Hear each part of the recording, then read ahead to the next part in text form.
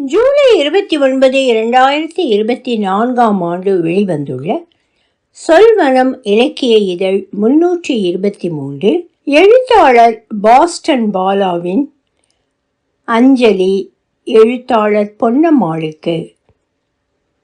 ஒலிவடிவம் சரஸ்வதி தியாகராஜன், பாஸ்டன். கடந்த புதன்கிழமை என்னுடைய அம்மா எழுத்தாளர் பொன்னம்மாள் மறைந்து விட்டார்.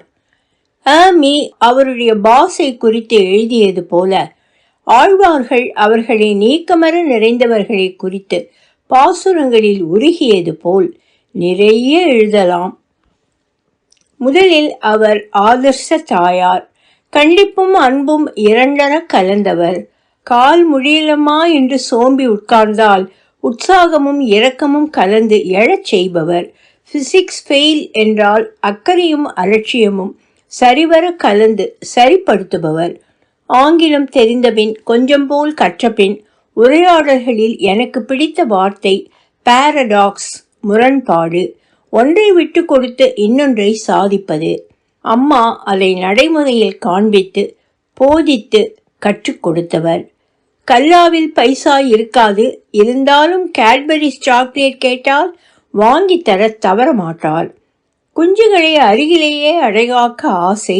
பொறியியல் கல்லூரி எல்லாம் உள்ளூரில் கிடைக்காது, இருந்தாலும் கவலைப்படாமல் தைரியம் சொல்லி தூரதேசம் அனுப்புவார். இந்த முரண்கள் பொது வாழ்க்கைக்கும் உதவியது. ஜாதகத்தை பெரிதும் நம்பினால் அதை துருப்புச் சீட்டாக்கி வாழ்வில் சோர்ந்தவர்களுக்கு பரிகாரங்களும் ஊக்க மந்திரங்களும் குட்டி கதைகளும் தொடர்ச்சியாக சொல்லி பற்பலரை தூக்கிவிட்டவர். மன வாழ்க்கையில் வெற்றி பெறுவது எப்படி என்பதை தனிமையில் ஆலோசனை வழங்கி, தாம்பத்திய உறவை வெற்றி பெறச் செய்வதாக இருக்கட்டும், வியாபாரத்தை தூக்கி நிறுத்தும் நிர்வாகமும் சந்தையாக்கமும் கலந்த துப்புகளை கொடுக்கும் மேலாண்மை பயிற்சி பட்டறையாகட்டும், நடுத்தர வயது அலுப்பு, குழந்தை வளர்ப்பு, காதல், இயலாமை, தள்ளாமை, முதுமை, நிராசை, எல்லாவற்றுக்கும் சௌந்தரிய லகரியும் வால்மீகி ராமாயணமும் கொண்டு பல்லாயிரக்கணக்கோருக்கு தீர்வுகளை கொடுத்து கொண்டே இருந்தவர். அம்மாவிற்கு முடியாத காரியம் என்று எதுவும் இல்லை, செய்ய மாட்டேன் என்று எதையும் சொன்னதில்லை. சற்றே விவரம் தெரிந்த பின் எனக்கு ஈவே ராமசாமி மீது அருவருப்பு கலந்த புறந்தள்ளல் ஏற்பட்டது. அப்பொழுது அவரிடம் ஒரு புத்தக வெளியீட்டாளர் கேட்கிறார், நூலக உத்தரவு வந்திருக்கிறது, பெரியாரை குறித்து எழுத முடியுமா? அவருடைய வாழ்க்கை வரலாற்றை எழுதி தருவீர்களா? அம்மாவும், எனக்கு அவரை பிடிக்காமல் இருக்கலாம், ஆனால் அது அவரை குறித்து எழுதுவதற்கு தடையே இல்லை என்று காந்தியை, நேருவை, பட்டேலை, ராஜேந்திர பிரசாத்தை, போஸை, பாரதியை பற்றி புத்தகம் போட்டது போல் ஈவேரா குறித்தும் எழுதி வெளியிடுகிறார். அதுபோல் ஆன்மீகம், ஜாதகம், குழந்தைகளுக்கான கதைகள், தல புராணங்கள், க்ஷேத்ராடனங்கள், உல்லாச பயணங்கள், அறிவியல் கட்டுரைகள், இராமாயணம், மகாபாரதம், நாவல்கள், புனைவுகள், சுவாரஸ்யமான தகவல் தொகுப்புகள், 4000 பாசுரங்கள், திருமுறைகள் என 200க்கும் மேற்பட்ட புத்தகங்கள்.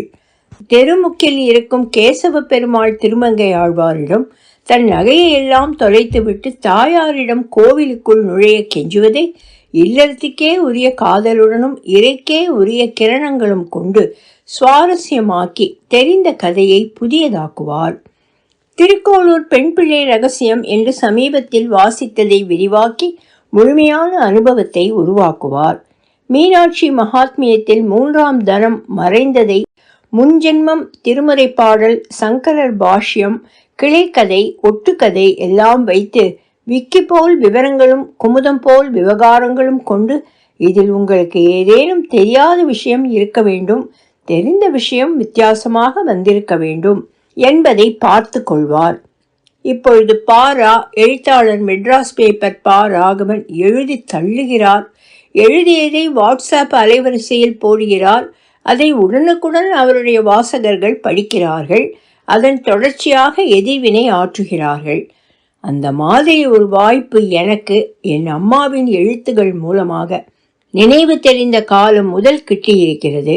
5வது படிக்கும்போது திருக்குறள் நீதி கதைகள், புராண குட்டி கதைகள், சாகச வரலாறுகள், என துவங்கி 6வதில் தலபுராணங்கள், சான்றோர்களின் சொற்பொழிவுகள் என வளர்ந்து 7வதில் பாசுரங்கள், 8வதில் தத்துவங்கள் என தொடர்ந்து கொண்டே வந்தது. அதனாலேயே ஜெயகாந்தன், புதுமைப்பித்தன், சுஜாதா போன்றோர் அறிமுகமானார்கள். அவர்கள் கங்கை எங்கே போகிறாள், சாப விமோச்சனம், நகரம் எல்லாம் எழுதினால் அம்மாவும் சளைக்காமல் சமூக கதைகள் எழுதுவார். அம்மாவின் சிறப்பு விடாமுயற்சி ப்ளஸ் தன்னம்பிக்கை ப்ளஸ் நிலை நிற்றல். கிழக்கு பதிப்பகம் நடத்தும் சென்னையர் தினம் போன்ற போட்டிகளிலும் கலந்து கொண்டு முயல்வார். இது எந்த போட்டியிலும் எப்பொழுதும் பங்களிப்பாளராக முயல்பவராக இருக்க வேண்டும் என்னும் நிலை நிற்றல். எந்த பதிப்பகத்துக்கும் நேரில் சென்று அவர்களுக்கு என்ன தேவை என்று கேட்டறிந்து தன்னுடைய எழுத்து பிரதிகளையும் கொடுத்து படித்து காண்பித்து தொடர்ச்சியாக எப்பொழுது எவரிடம் தன் ஆக்கங்களை வெளிக்கொணரலாம் என்று விடாமல் முயல்வார்.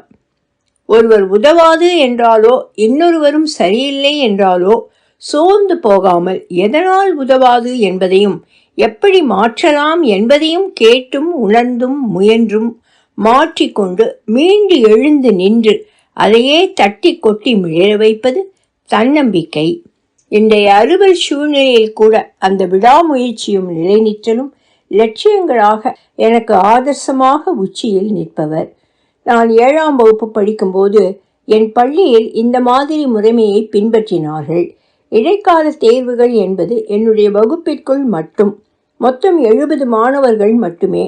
ஆனால் காலாண்டு, அரையாண்டு எல்லாம் அனைத்து 7ஆம் வகுப்பு பிரிவுகளையும் சேர்த்து மதிப்பிட்டு தரநிலை வரிசைப்படுத்துவார்கள். அது 5 வகுப்பிற்கும் பொது என்பதால் 350 மாணவர்கள். இந்த மாதிரி 3 இடைக்கால பரிசோதனைகள், பெரிய பொது தேர்வுகள் என 5லும் 5வது ரேங்க் எடுத்திருந்தேன். பள்ளியின் நடத்துனரே சற்றே பிரமிப்பும் நிறைய மகிழ்ச்சியும் கொண்டு வாழ்த்தினார். இந்த மாதிரி கன்சிஸ்டன்சி நீங்கள் எல்லோரும் கடைபிடிக்க வேண்டும். 70 பேருக்கு நடுவிலும் 5வது ரேங்க், காலாண்டு அரையாண்டுகளில் 5 வகுப்புகளுக்கு நடுவில் பெரும் போட்டியிலும் 5வது ரேங்க். இது அல்லவா நேர்பாடு, செயல்பாடு? அந்த நிலைநிற்றல் என் அம்மாவிடம் நான் உணர்ந்து கற்றது. சமீபத்தில் அம்மாவின் பிறந்த நாளை ஒட்டி 10 நூலாக கரைத்து போட்டு புத்தகங்களை படம் பிடித்து நிலைத்தகவல் வைக்கலாம் என்று வேலையை துவங்கினேன். ஒரு தருணத்தில் இது வேலைக்காகாது என்று மலைத்து போய் கைவிடும் அளவு தலைப்புகள், உபதலைப்புகள், துறைகள். 16 வயதில் எழுத துவங்கியவர் 6 தசாப்தங்களாக தொடர்ந்து இயங்கியவர். தொடர்பு கொண்டோருக்கெல்லாம் நாடி துடிப்பாக உத்வேகம் ஊட்டியவர். நான் பொடிசாக இருந்த பொழுது அம்மா பக்த விஜயமும் பாட்டி சொன்ன கதைகளும் எழுதினார். ஒவ்வொரு பக்கமும் அவரின் பேனா ஆவி பறக்க முடிந்தவுடன் சுழச்சுழ வாசிக்க கிடைக்கும். அப்படித்தான் சிறுவர்களுக்கான புராணங்களும் பெரியோர்களுக்கான தத்துவங்களும் எனக்கு ஒரு சேர கிடைத்தது. அதன் தொடர்ச்சியாக அமெரிக்கா வந்திருந்த பொழுது அவரின் வாழ்க்கையை, சுயசரிதையை கொஞ்சம் கற்பனை கலந்து புதினமாக எழுதுமாறு வலியுறுத்தினேன். முதல் அத்தியாயம் எழுதினவுடன் என்னிடம் கொடுத்தார். என்னுடைய அகம்பாவமோ அதிமேதாவித்தனமோ அதை கடுமையாக விமர்சித்தேன்.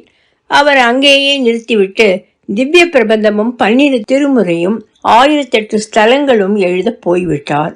அப்பொழுது அந்த காற்றத்தை அடக்கியிருந்தால், பொறுமையாக இருந்திருந்தால், கடந்த நூற்றாண்டின் வரலாறும் தமிழ் கலாச்சாரமும் கலந்த அபாரமான சமூக சித்திரம் கிடைத்திருக்கும். சில பல சிக்கல்களும் எழுந்திருக்கும். அம்மாவின் வார்த்தையில் எல்லாம் நன்மைக்கே. ஒலிவடிவம் சரஸ்வதி தியாகராஜன், பாஸ்டன். எழுத்தாளர் பாஸ்டன் பாலாஜி பற்றி ஒரு சிறு முன்னுரை. பாஸ்டன் பக்கம் வசிக்கும் எழுத்தாளர் பாலாஜியின் புனைப்பெயர் பாஸ்டன் பாலாஜி. இவரது செல்ல பெயர் பாபா ஆகும்.